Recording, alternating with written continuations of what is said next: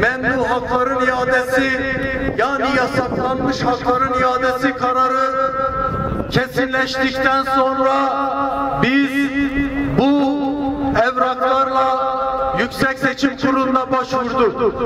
Bir yıl önce mahkeme bana yasaklanmış haklarımın iadesini verdi ve bu karar kesinleşti. Zaten YSK'nin istediği evrak da bu kararın kesinleşme evrakıdır. Adli sicilime de mahkeme tarafından yazı yazılarak işlendi. Ve YSK seçilme yeterliliğim önünde hiçbir engelin olmadığını ve aday olabileceğimi ilan etti. YSK benim adaylığımı ilan etti.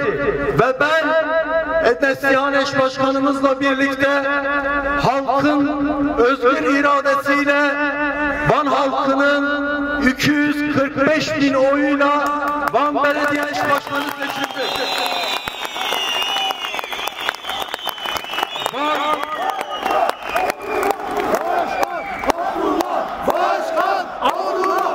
Van halkının yüksek iradesiyle partisini sahiplenmesi, 14 belediyenin 14'ünü alması, bu AKP'li hukuksuzları harekete geçirmiş.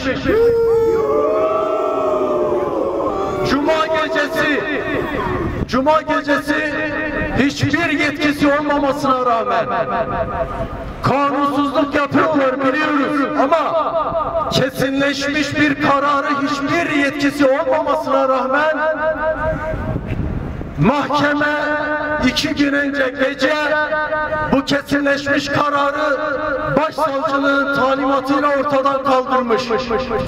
Ve bu bahaneyle AKP koşarak gitmiş Van İl Kurulu'na itiraz dilekçesinde bulunmuş.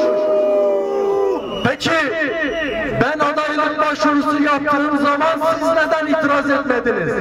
Peki benim adaylığımı YSK kabul ettiğinde, ilana çıkardığında, seçilebilme şartlarının oluştuğunu dünyaya ilan ettiğinde neden itiraz etmediniz? Bu açık ve seçik Van halkına karşı, Kürt halkına karşı, bu ülkede yaşayan 85 milyonun iradesine karşı yapılan bir darbedir.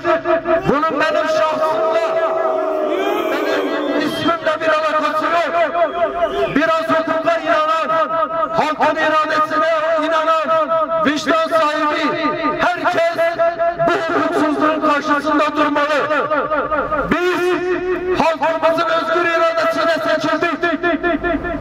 Van halkının 245.000 insanın onların şerefini kurtarmak bizim namusça şeref borcumuzdur.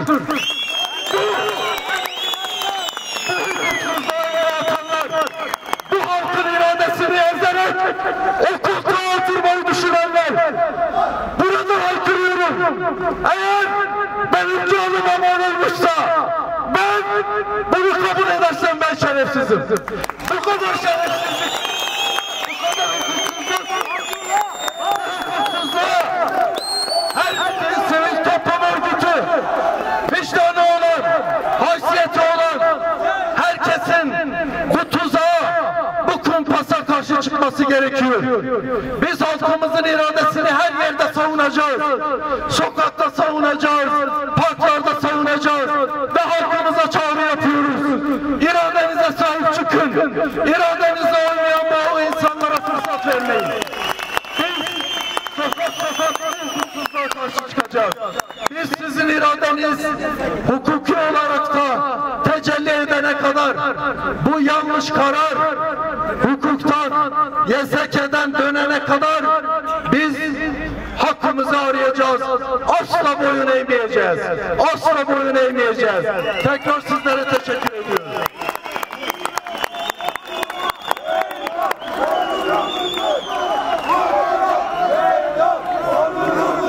Geri çıkabilir misin? Saygıdeğer saygıdeğer halkımız, şu anda eş genel başkanlarımız, her iki partimizin eş genel başkanı ilimize doğru geliyorlar. Türkiye Barolar Birliği, bölgedeki bütün barolar şu anda ilimize doğru geliyorlar. Biz bu karar geri alınana kadar halkımızın iradesi, halka iade edene kadar bu mücadele devam edecektir. Bu konuda Van'da kamp kuruyoruz. Hiçbir şekilde halkımızın iradesini kimseye yedirtmeyeceğiz. Bunun bilgisini